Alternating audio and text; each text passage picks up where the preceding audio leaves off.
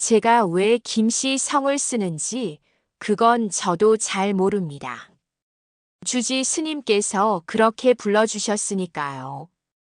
아마도 저를 절에 맡기고 간 분이 김씨 성을 가졌거나 아니면 그냥 스님께서 좋은 이름으로 지어주신 것일 수도 있습니다.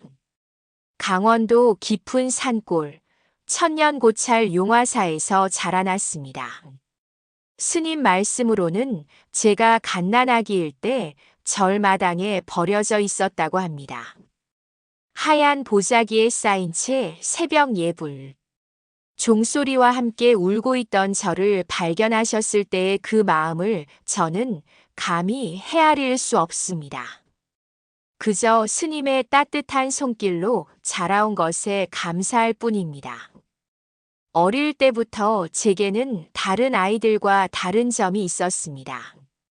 왜 저에게만 엄마 아빠가 없는지, 왜 저만 절에서 살아야 하는지에 대한 끝없는 의문이었습니다. 다른 아이들이 부모님과 함께 놀러 오는 모습을 볼 때마다 가슴 한켠이 시려오는 것을 어떻게 표현해야 할까요? 그럴 때마다 스님께서는 부처님께서 특별히 저를 이곳으로 보내셨다고 위로해 주셨지만 어린 마음에는 그 말조차 온전히 받아들이기 어려웠습니다. 어린 시절부터 절 주변의 온갖 약초들과 친구가 되었습니다. 봄이면 산나무를 뜯으러 다녔고 여름엔 계곡에서 물놀이를 했습니다. 가을엔 도라지며 더덕을 캐며 겨울 준비를 했습니다. 그런 자연 속에서 자연스럽게 약초의 성질과 효능을 익혀나갔습니다. 신기한 것은 산에서 자라는 모든 식물들이 저에게는 특별한 의미로 다가왔다는 점입니다. 마치 그들이 저에게 말을 걸어오는 것 같았습니다. 스님께서는 제게 한글과 한문을 가르쳐 주셨고 무엇보다 사람의 마음을 읽는 법을 알려주셨습니다.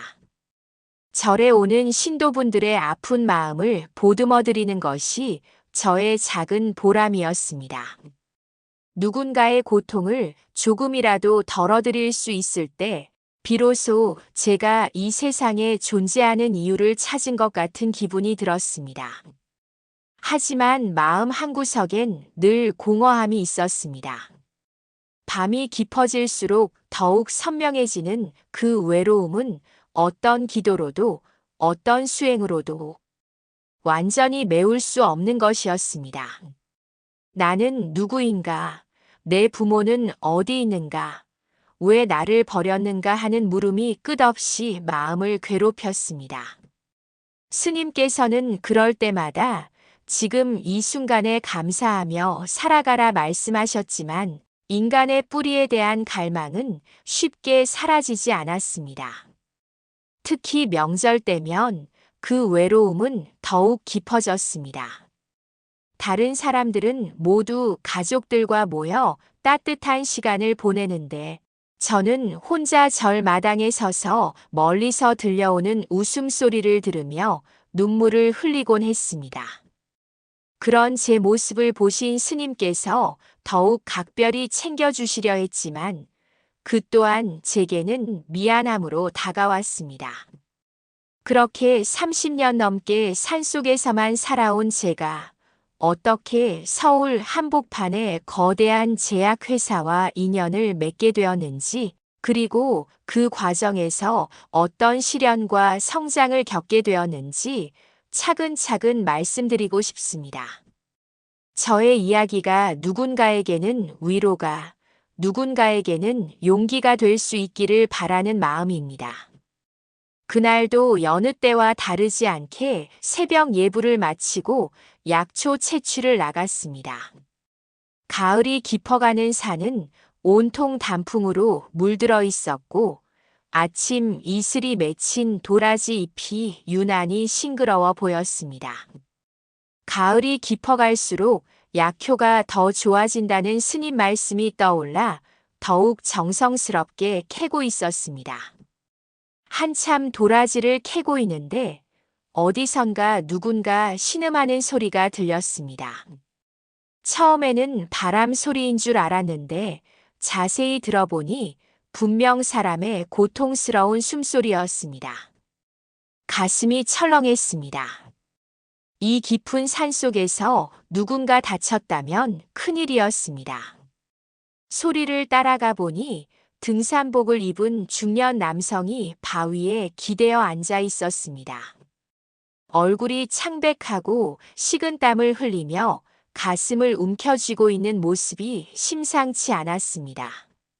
심장이 좋지 않은 사람의 전형적인 증상이었습니다. 절에서 그런 분들을 여러 번 봤기 때문에 금세 알 수 있었습니다. 망설일 시간이 없었습니다. 다행히 가방에 감초와 산삼 우린 물이 있었습니다. 스님께서 산에 올 때마다 만들어두라고 하신 응급처치용이었는데 이런 날이 올 줄이야. 그분에게 천천히 마시게 해드리면서 등을 가볍게 두드려 드렸습니다. 조금씩 안색이 돌아오는 모습을 보니 가슴이 놓였습니다. 그분은 숨이 좀 고른 후에 자신을 이준이라고 소개하셨습니다. 서울에서 온 사업가라고 하시는데 목소리에서 여유로움과 동시에 깊은 피로가 느껴졌습니다. 아마도 큰 회사를 운영하는 부담감 때문일 것이라는 생각이 들었습니다. 도시 사람들의 그런 지친 모습을 가끔 절에 오시는 분들에게서 봤기 때문입니다. 이준 씨께서는 제게 어떻게 그렇게 정확히 응급처치를 할 수 있었는지 신기해하셨습니다. 저는 어릴 때부터 스님께 배운 것들이라고 말씀드렸습니다. 그분의 눈빛이 호기심으로 반짝이는 것을 보며 도시 사람들에게는 이런 전통 지식이 정말 새로운 것이구나 하는 생각이 들었습니다. 저는 그분을 절까지 모셔다 드렸습니다. 산길이 험해서 천천히 걸어야 했는데 그 과정에서 자연스럽게 많은 이야기를 나누게 되었습니다. 이준 씨께서는 제가 산에서 자라며 터득한 자연의 지혜에 깊은 관심을 보이셨습니다. 스님께서도 반갑게 맞아주셨고 하룻밤 머물다 가시라고 권하셨습니다. 그날 저녁 스님과 이준 씨가 나누는 대화를 들으면서 세상에는 정말 다양한 삶의 모습이 있다는 것을 새삼 깨달았습니다. 특히 이준 씨께서 현대인들의 건강 문제와 스트레스에 대해 말씀하실 때 저는 처음으로 제가 가진 지식이 더 넓은 세상에서도 도움이 될 수 있겠다는 생각을 했습니다. 이준 씨는 제가 만든 약차를 드시면서 깊은 인상을 받으셨나 봅니다. 이런 자연의 지혜를 현대인들에게도 전할 수 없을까 하는 말씀을 하셨습니다. 그때까지 저는 그 말씀의 진정한 의미를 이해하지 못했습니다. 단지 도시 사람의 호기심 정도로 여겼을 뿐입니다. 다음 날 아침, 이준 씨께서는 명함을 건네주시며 혹시 서울에 오시게 되면 꼭 연락해 달라고 하셨습니다. 명함에는 바이오텍 회장 이준이라고 적혀 있었습니다. 그때도 저는 그저 인사치레라고만 생각했습니다. 하지만 그 작은 명함 한 장이 제 인생을 완전히 바꿔놓을 거라는 것을 그때는 알 수 없었습니다. 그분이 떠나신 후에도 계속 마음에 남았습니다. 단순히 도움을 드린 것에 대한 뿌듯함이 아니라 뭔가 더 큰 의미가 있을 것 같다는 예감이었습니다. 이준 씨가 저를 떠나신 지 한 달쯤 지났을 때였습니다. 갑자기 절에 택배가 도착했습니다. 산골절에 택배가 오는 일은 1년에 서너 번 있을까 말까 한드문 일이어서 스님을 비롯해 절 식구들 모두가 신기해했습니다. 보내신 분은 이준 씨였습니다. 상자를 열어보니 정성스럽게 포장된 고급차 세트와 함께 정중한 손편지가 들어 있었습니다. 편지를 읽는 동안 가슴이 두근거렸습니다.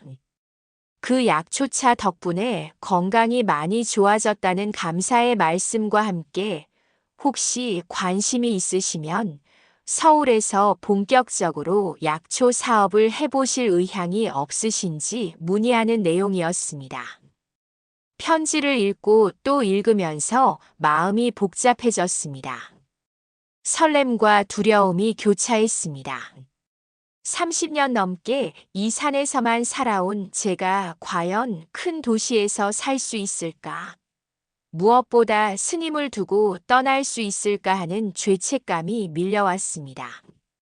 스님께 편지 내용을 말씀드리니 오랫동안 깊게 생각하시더니 말씀하셨습니다. 세상에 나가서 더 많은 사람을 도울 수 있다면 그것도 보살행의 하나라고. 하지만 동시에 세상은 절보다 훨씬 복잡하고 어려운 곳이라는 당부도 잊지 않으셨습니다. 특히 사람들의 욕심과 거짓을 조심하라는 말씀이 마음에 깊이 새겨졌습니다. 며칠을 고민했습니다. 밤잠을 설치며 끊임없이 자문했습니다. 이 평안한 산골을 떠난다는 것이 두려웠습니다. 여기서는 모든 것이 예측 가능하고 안전했습니다. 하지만 한편으로는 새로운 도전에 대한 호기심도 있었습니다.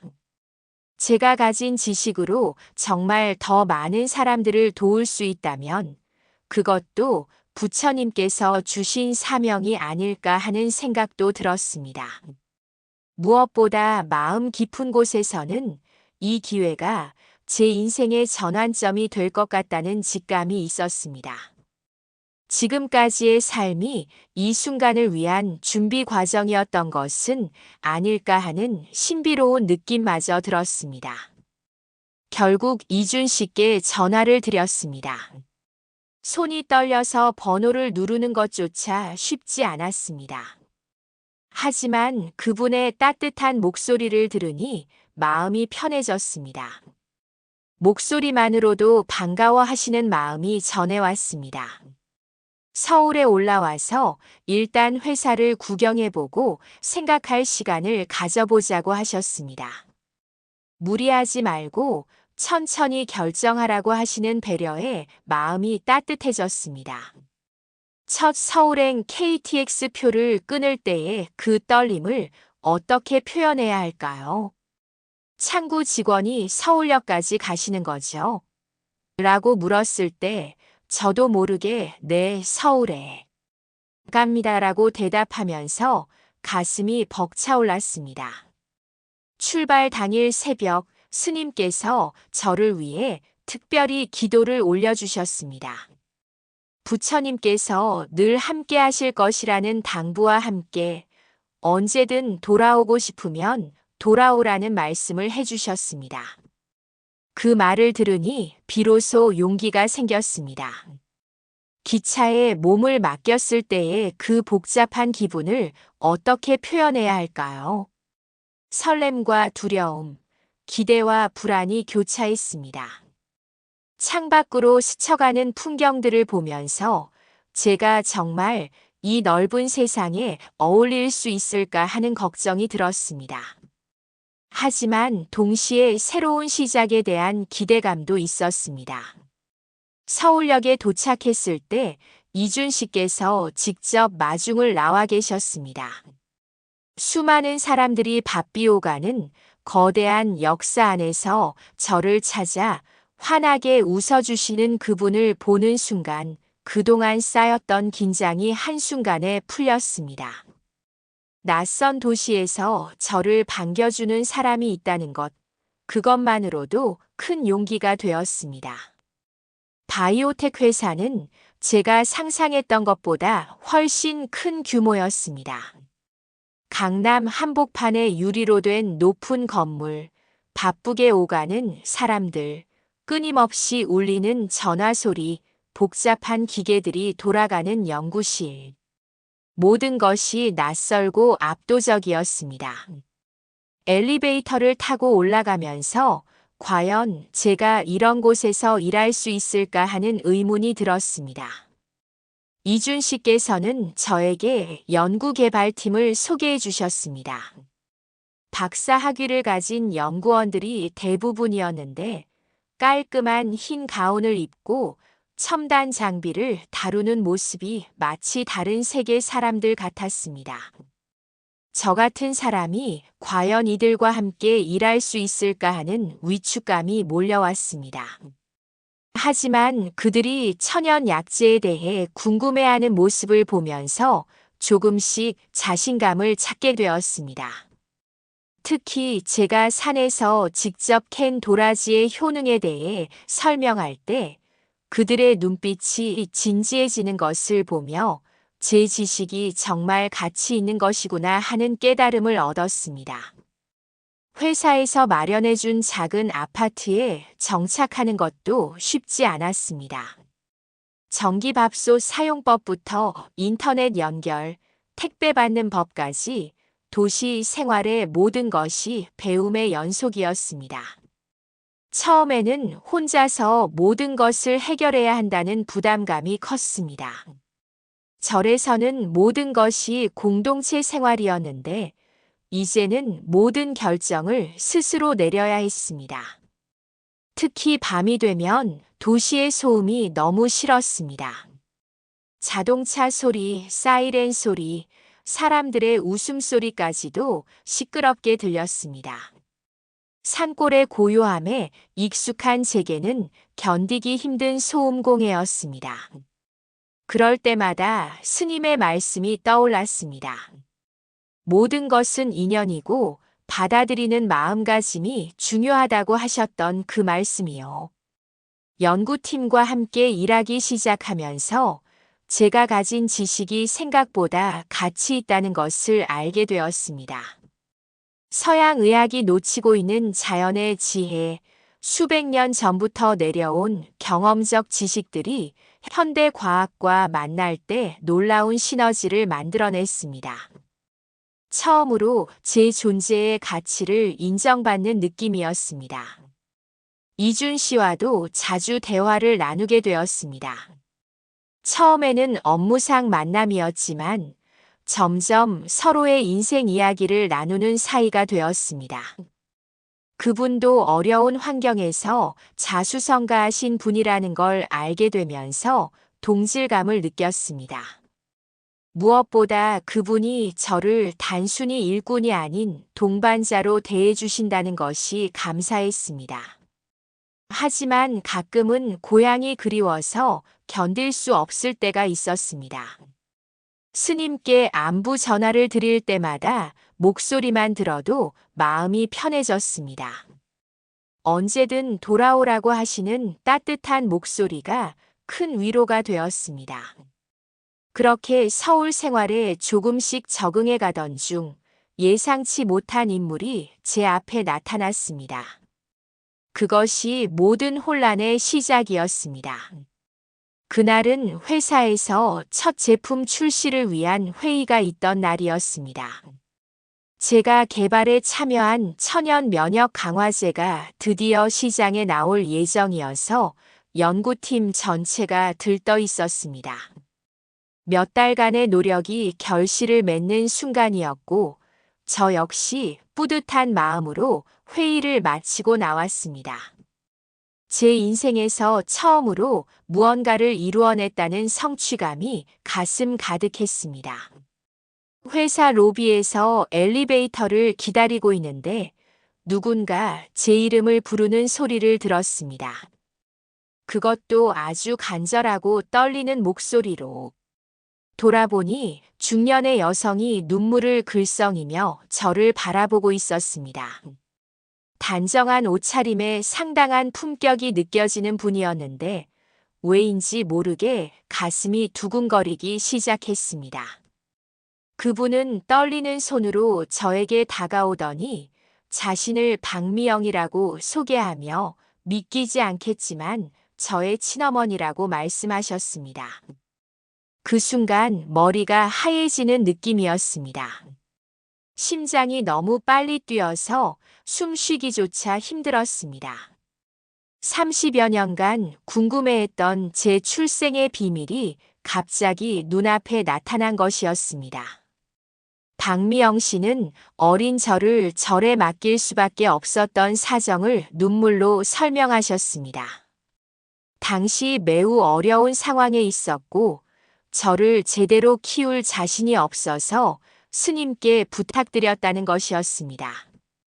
그 후 계속 저를 찾고 있었는데, 최근에야 신문에 난 회사 기사를 보고 찾아올 수 있었다고 하셨습니다. 제 마음은 혼란 그 자체였습니다. 기쁨과 의심, 원망과 그리움이 뒤섞여 어떤 감정을 먼저 받아들여야 할지 몰랐습니다. 어렸을 때부터 꿈꿔왔던 순간이었지만 막상 현실이 되니 준비가 되어 있지 않았습니다. 믿기지 않으면서도 한편으로는 이해가 되는 이야기였습니다. 박미영 씨께서는 제가 어렸을 때의 모습, 작은 습관들까지 정확히 기억하고 계셨습니다.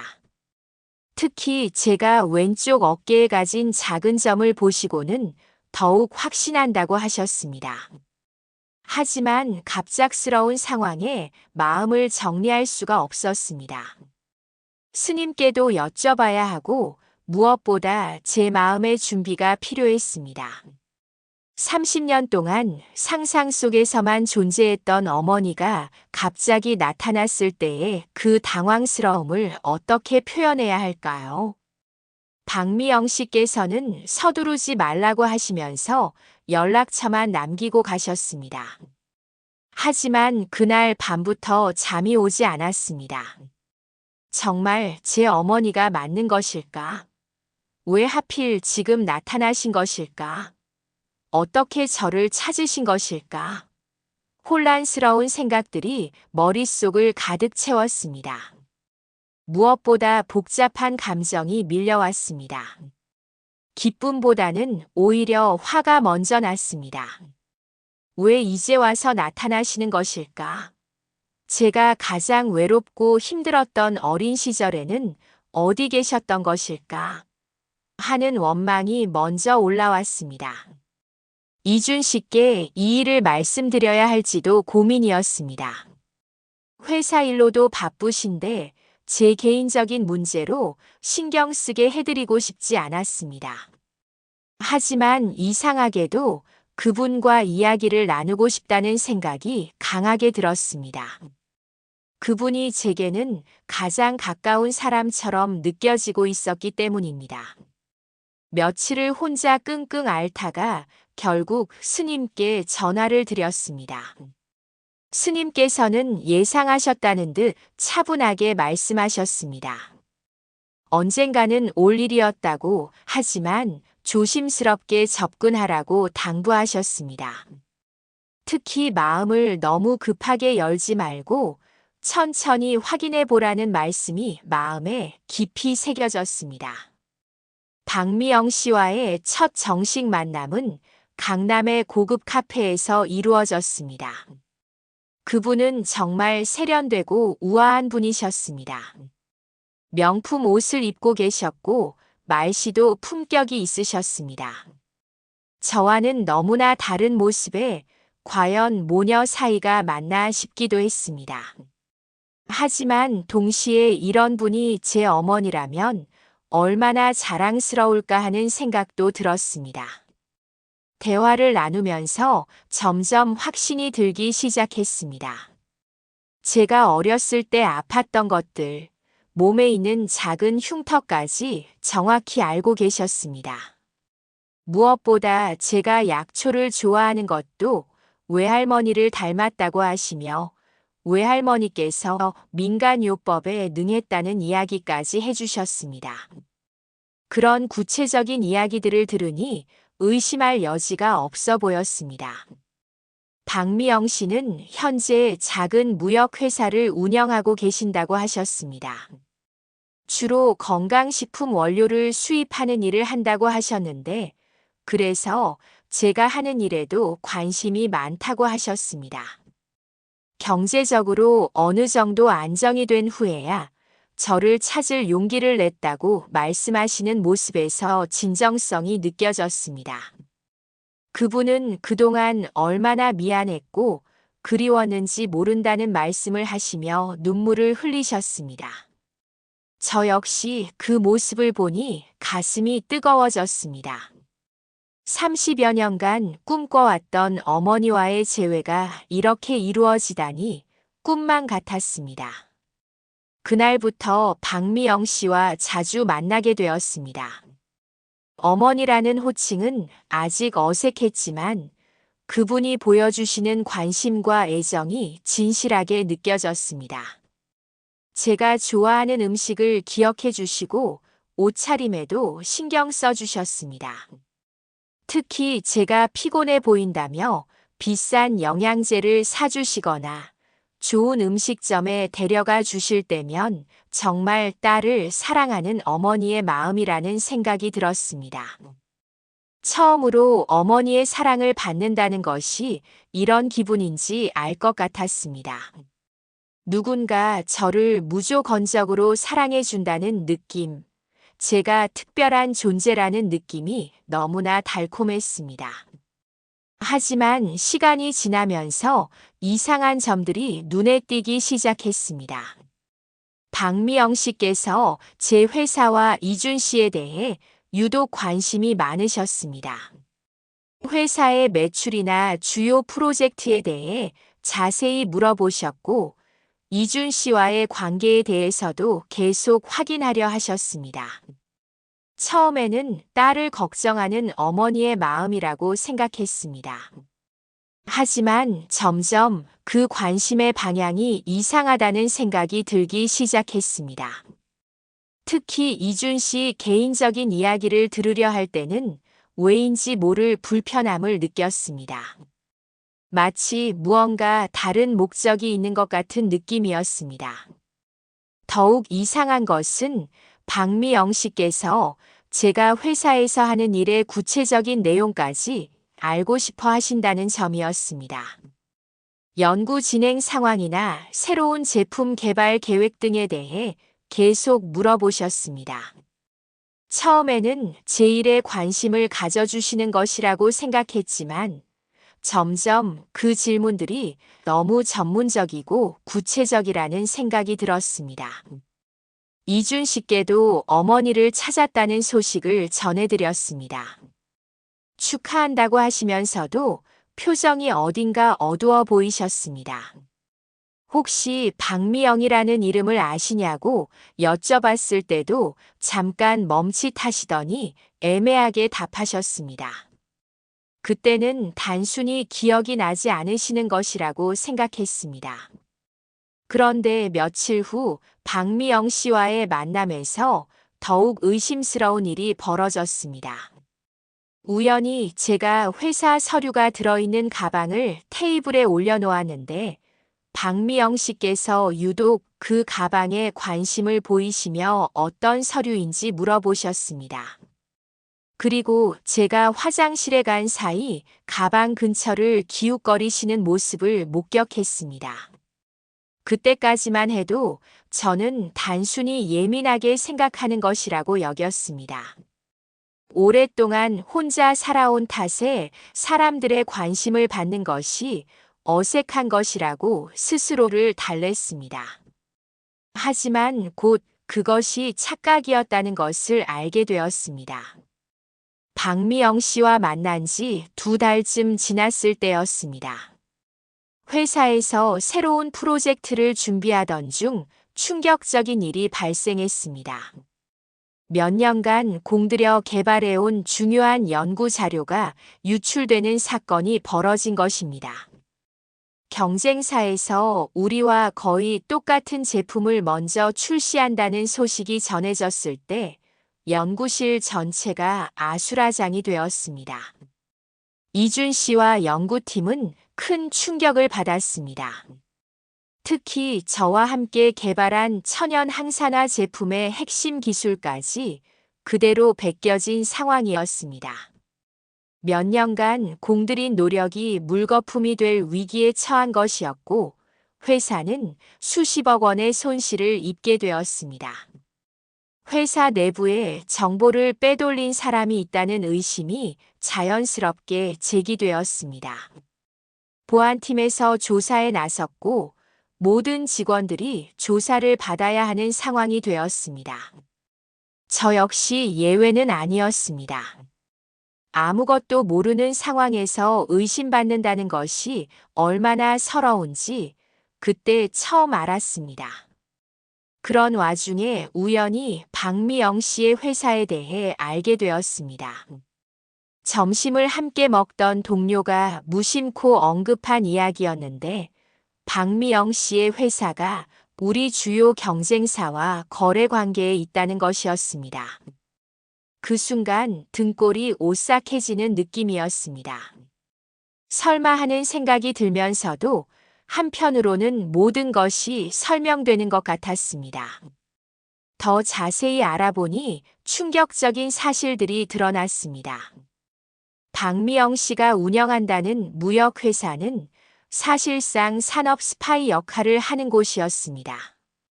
겉으로는 건강식품 원료를 수입한다고 하지만 실제로는 여러 회사의 내부 정보를 수집해서 경쟁사에 넘기는 일을 주로 하고 있었던 것입니다. 그제야 모든 것이 명확해졌습니다. 박미영 씨가 저에게 접근한 것도 회사와 이준 씨에 대해 끊임없이 물어본 것도 제 가방을 기웃거렸던 것도 모두 정보를 빼내기 위한 것이었습니다. 제가 순진하게 답해드린 모든 대화가 회사에 해를 끼치는데 사용되었던 것입니다. 더욱 충격적인 것은 인터넷 검색을 통해 알게 된 사실이었습니다. 박미영 씨가 정말 제 어머니가 아닐 가능성이 높다는 것이었습니다. 저에 대한 정보는 누구든 조사하면 알 수 있는 것들이었고 특히 절에서 자란 고아라는 점을 노린 것 같았습니다. 외로움에 굶주린 고아의 심리를 교묘히 이용한 것이었습니다. 그날 밤 잠들 수가 없었습니다. 분노보다는 배신감과 허무함이 더 컸습니다.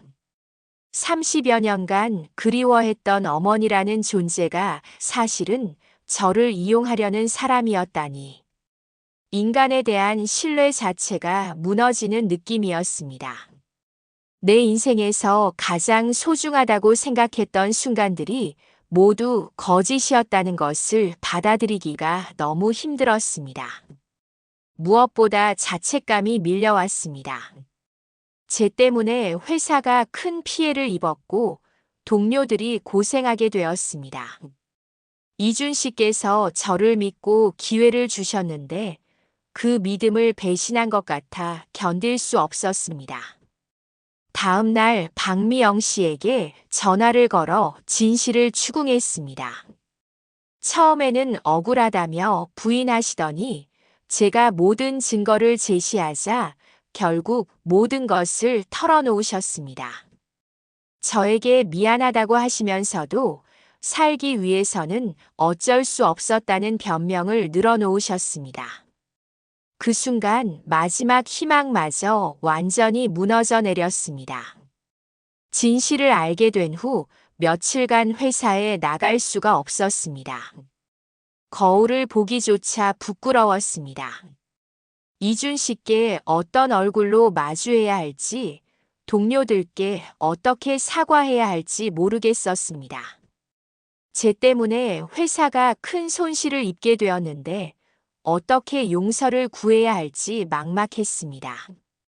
아파트에 혼자 있으면서 온갖 자책과 절망감에 시달렸습니다.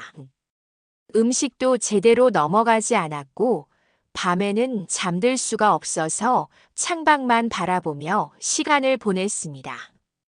서울의 네온 사인들이 번쩍거리는 모습을 보면서 내가 왜 여기까지 와서 이런 치욕을 당해야 하나 하는 생각만 들었습니다. 결국 이준 씨께서 직접 집을 찾아오셨습니다. 초인종 소리를 들었을 때 차라리 숨어버리고 싶었습니다. 하지만 문을 열어드릴 수밖에 없었고 그분의 얼굴을 보는 순간 눈물이 터져 나왔습니다. 예상과 달리 이준 씨께서는 화를 내시지 않고 오히려 저를 걱정해 주셨습니다. 그 모습을 보니 더욱 죄스러웠습니다. 왜 저 같은 사람을 걱정해 주시는지 이해할 수 없었습니다. 그때 이준 씨께서 충격적인 고백을 하셨습니다. 박미영이 누구인지 알고 있었다고, 하지만 저에게 상처가 될까봐 말하지 못했다고 하셨습니다. 이준 씨와 박미영 씨는 과거에 악연이 있는 사이였던 것입니다. 이준 씨가 사업을 시작할 때 박미영 씨와 사업 파트너였는데 그때 박미영 씨가 회사 자금을 횡령하고 도망간 적이 있었다고 합니다. 그 때문에 이준 씨는 거의 파산 직전까지 갔었다고 하셨습니다. 그래서 박미영 씨가 복수를 위해 저에게 접근한 것이었습니다. 모든 진실을 알게 되니 오히려 마음이 조금 편해졌습니다. 적어도 제가 얼마나 순진했는지는 알게 되었으니까요. 하지만 동시에 깊은 절망감도 밀려왔습니다. 제가 정말 혼자라는 사실을 다시 한번 확인하게 된 것 같았습니다. 세상에는 저를 진심으로 사랑해 줄 사람이 아무도 없다는 생각이 들었습니다. 이준 씨께서는 그런 제 모습을 보시고는 더욱 안타까워 하셨습니다. 이 모든 일이 제 잘못이 아니라고, 오히려 제가 피해자라고 말씀해 주셨습니다. 하지만 그런 위로조차 제게는 무의미하게 느껴졌습니다. 스님께 전화를 드렸더니 산에 올라와서 마음을 정리하라고 하셨습니다.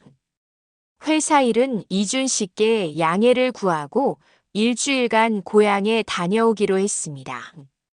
서울역에서 KTX를 타면서 처음 올라올 때와는 전혀 다른 심정이었습니다. 그때는 희망과 설렘으로 가득했는데 이제는 상처와 절망만이 남아 있었습니다. 기차 안에서 창밖 풍경을 보면서 눈물이 계속 흘렀습니다. 지나가는 사람들이 쳐다볼까봐 고개를 숙이고 있었지만 눈물은 멈추지 않았습니다. 내 인생이 왜 이렇게 힘들기만 할까? 왜 나에게는 진정한 가족이 없을까 하는 생각이 머릿속을 맴돌았습니다. 절에 도착하자마자 스님 품에서 한참을 울었습니다. 그동안 참아왔던 모든 감정이 한꺼번에 터져 나왔습니다. 배신감, 분노, 자괴감, 그리고 무엇보다 깊은 외로움이 제 마음을 짓누르고 있었습니다. 스님께서는 묵묵히 제 이야기를 들어주셨고 등을 토닥여 주시며 함께 울어주셨습니다. 고향에서 일주일을 보내면서 조금씩 마음이 정리되었습니다. 스님께서는 이 모든 일이 제게는 큰 시련이지만 동시에 성장의 기회이기도 하다고 말씀하셨습니다. 진짜 가족은 혈연이 아니라 마음으로 이어지는 것이라고, 그리고 이런 시련을 통해 저 자신이 더욱 강해질 것이라고 격려해 주셨습니다. 산속에서 명상하고 기도하며 지내는 동안 분노보다는 차분한 결심이 생겼습니다. 박미영 씨에게 속았던 것은 분명 아픈 일이지만 그 때문에 모든 사람을 불신할 필요는 없다는 생각이 들었습니다. 무엇보다 이준 씨와 회사 동료들에게 진심으로 사과하고 다시는 이런 일이 일어나지 않도록 해야겠다는 다짐을 했습니다. 서울로 돌아온 후 저는 새로운 결심을 했습니다. 박미영 씨의 정체와 배후를 정확히 파악해서 더 이상 이준 씨와 회사에 해를 끼치지 못하도록 하겠다는 결심이었습니다. 이것은 제가 저지른 실수에 대한 책임을 지는 일이기도 했습니다. 먼저 박미영 씨의 과거를 철저히 조사했습니다. 사설 탐정의 도움을 받아 그녀의 진짜 신원을 파악했는데 충격적인 사실들이 드러났습니다. 사실 이름조차 가짜였습니다. 본명은 조영숙이었고 여러 차례 사기 전과가 있는 상습범이었습니다. 저 같은 고아들을 찾아서 가족이라고 속이며 이용하는 것이 그녀의 주요 수법이었던 것입니다. 무엇보다 놀라운 것은 제 진짜 어머니에 대한 단서를 발견한 것이었습니다. 절에서 오래된 기록을 뒤져보니 절을 맡기고 간 여성의 이름이 김정순이라고 적혀 있었습니다. 당시 스님께서 받아두신 편지도 있었는데 30년 만에 처음 보는 어머니의 친필이었습니다. 편지에는 어쩔 수 없는 사정으로 아이를 맡긴다는 내용과 함께 언젠가 형편이 나아지면 반드시 데리러 오겠다는 약속이 적혀 있었습니다. 하지만 그 후 30여 년간 연락이 없었던 것을 보면 여러 사정이 있었을 것입니다. 그 편지를 읽으면서 진짜 어머니의 마음을 조금이나마 이해할 수 있었습니다. 한편으로는 박미영 씨의 배후 세력도 추적했습니다. 그녀 혼자서는 이런 조직적인 산업 스파이 활동을 할 수 없었을 것입니다. 며칠간의 조사 끝에 대형 경쟁사와 연결된 브로커 조직이 있다는 것을 알아냈습니다. 박미영 씨는 그들의 지시를 받아 움직이는 말단 실행자에 불과했습니다. 이준 씨께 모든 정보를 보고드렸더니 깊은 감사를 표하셨습니다. 그동안 회사를 괴롭혀온 정보 유출의 배후를 드디어 밝혀낸 것이었습니다. 하지만 법적 대응을 위해서는 확실한 증거가 더 필요했습니다. 그래서 위험하지만 박미영 씨를 직접 만나기로 했습니다. 녹음기를 숨기고 그녀를 만나서 모든 진실을 털어놓게 만들겠다는 계획이었습니다. 이준 씨께서는 위험하다며 말리셨지만 제가 시작한 일은 제가 마무리해야 한다고 고집했습니다. 이것이 제가 할 수 있는 최소한의 책임이라고 생각했습니다. 박미영 씨와의 마지막 만남은 긴장감 넘치는 시간이었습니다. 처음에는 아직도 저를 속일 수 있다고 생각하는 것 같았지만 제가 모든 것을 알고 있다는 것을 깨달았을 때의 그녀 표정은 잊을 수 없습니다. 당황하며 변명하려다가 결국 포기하는 모습이었습니다.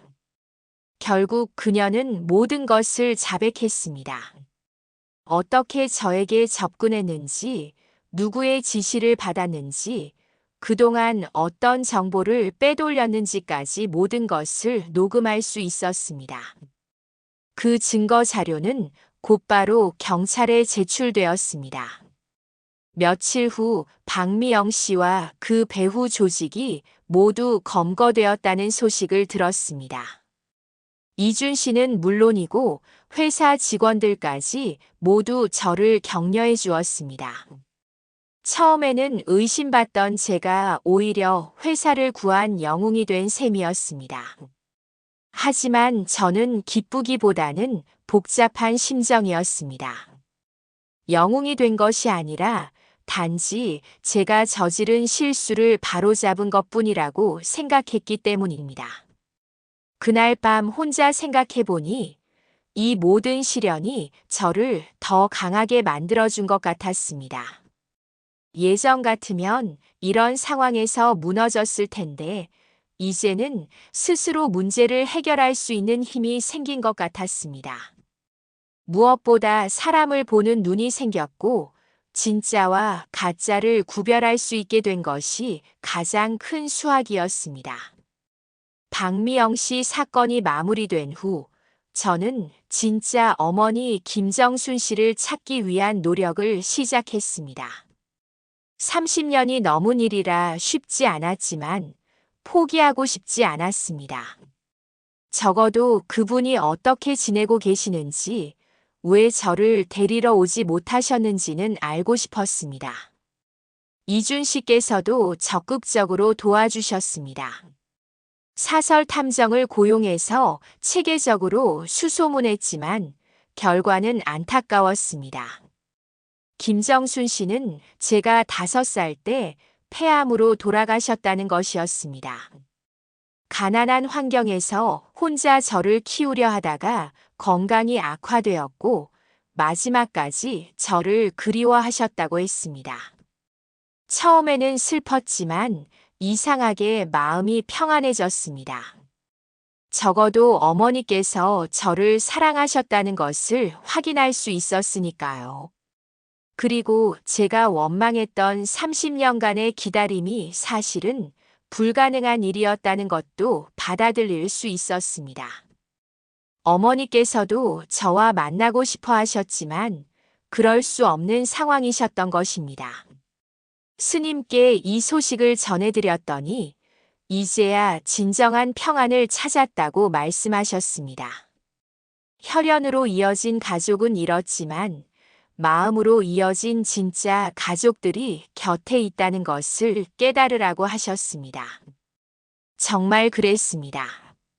스님께서는 저에게 아버지 같은 존재였고 이준 씨는 사업 파트너를 넘어 인생의 동반자가 되어주셨습니다. 회사 동료들도 저를 진심으로 아껴주는 가족 같은 사람들이었습니다. 혈연이 아니어도 진정으로 서로를 아끼고 보살피는 관계가 바로 진짜 가족이라는 것을 깨달았습니다. 어느 날 이준 씨께서 정식으로 교제를 신청하셨습니다. 그동안 업무 관계 때문에 조심스러워 하셨던 것 같은데 이제는 솔직한 마음을 표현하고 싶다고 하셨습니다. 저 역시 그분에 대한 마음을 부인할 수 없었습니다. 가장 힘든 시기에 저를 믿어주시고 지켜주신 분이었으니까요. 무엇보다 그분과 함께 있을 때 비로소 제가 진정한 안식을 느낄 수 있었습니다. 하지만 처음에는 망설여졌습니다. 제가 과연 그분께 어울리는 사람일까 하는 의구심이 들었기 때문입니다. 그분은 성공한 사업가이고 저는 산골에서 자란 고아였으니까요. 그런 제 마음을 아신 이준 씨께서는 진정한 사랑은 출신이나 배경과는 관계없다고 저의 순수한 마음과 따뜻한 인품에 반했다고 말씀해 주셨습니다. 스님께 이 이야기를 말씀드렸더니 깊이 기뻐하셨습니다. 이준 씨는 진실한 분이고 저에게는 더할 나위 없이 좋은 인연이라고 하시며 축복해 주셨습니다.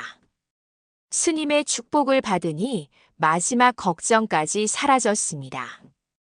결혼 준비를 하면서 가장 행복했던 것은 스님께서 주례를 서주신다고 하신 것이었습니다. 저를 키워주신 분께서 제 인생의 새로운 시작을 축복해 주신다는 것이 그보다 더 의미 있는 일은 없을 것 같았습니다. 혈연의 아버지는 없었지만 마음의 아버지께서 제 결혼식을 주관해 주신다니 더 바랄 게 없었습니다. 결혼식 날 스님께서 주례사에서 말씀하셨습니다. 진정한 가족은 혈연이 아니라 사랑과 신뢰로 이어진다고, 그리고 은지가 이제야 진짜 가족의 의미를 찾았다고 하셨습니다. 결혼식에 참석한 회사 동료들과 절 식구들을 보면서 저에게도 이렇게 많은 사람들이 축복해 주는구나 하는 감동이 밀려왔습니다. 특히 그날 깜짝 선물이 있었습니다. 이준 씨께서 몰래 준비해 주신 것인데 제가 어릴 때부터 함께 지낸 절의 약초원을 회사 연구소 옆에 그대로 재현해 놓으신 것이었습니다. 도라지, 더덕, 산삼까지 모든 것이 고향 산과 똑같았습니다. 앞으로 이곳에서 연구를 계속하면서도 고향의 정취를 느낄 수 있게 해주신 배려였습니다. 그 약초원을 보는 순간 눈물이 쏟아졌습니다. 제가 자란 환경을 이해하고 소중히 여겨주시는 이준 씨의 마음이 너무나 고마웠습니다. 이런 분과 평생을 함께할 수 있다는 것이 꿈만 같았습니다. 지금 저는 이준 씨와 함께 회사를 운영하면서 더 많은 사람들에게 자연의 지혜를 전하는 일을 하고 있습니다. 저희가 개발한 천연 건강식품들이 많은 사람들의 건강에 도움이 되고 있다는 소식을 들을 때마다 보람을 느낍니다. 특히 현대인들의 스트레스와 각종 질병을 자연의 힘으로 치유할 수 있다는 것이 얼마나 의미 있는 일인지 새삼 깨닫게 됩니다. 가끔 어려운 일이 생겨도 예전처럼 혼자라는 생각은 들지 않습니다. 왜냐하면 저에게는 진정한 가족이 있으니까요. 혈연으로 이어진 가족은 아니지만 마음으로 이어진 더 소중한 가족들이 있습니다. 스님, 이준 씨, 회사 동료들, 그리고 앞으로 저희에게 올 아이들까지 이들과 함께라면 어떤 어려움도 이겨낼 수 있을 것 같습니다. 30년 넘게 찾던 답을 드디어 찾았습니다. 가족이란 함께 있어서 따뜻한 사람들, 어려울 때 서로를 지켜주는 사람들, 서로의 꿈을 응원해주는 사람들이라는 것을. 혈연보다 더 강한 마음의 끈으로 이어진 사람들이 바로 진짜 가족이라는 것을 말입니다. 저는 이제 더 이상 외롭지 않습니다. 그리고 제가 받은 사랑을 다른 사람들에게도 나누어 주고 싶습니다. 언젠가는 저처럼 외로운 사람들을 위한 일도 해보고 싶습니다. 저의 경험이 누군가에게는 희망이 될 수 있기를 바라면서 오늘도 감사한 마음으로 하루를 시작합니다.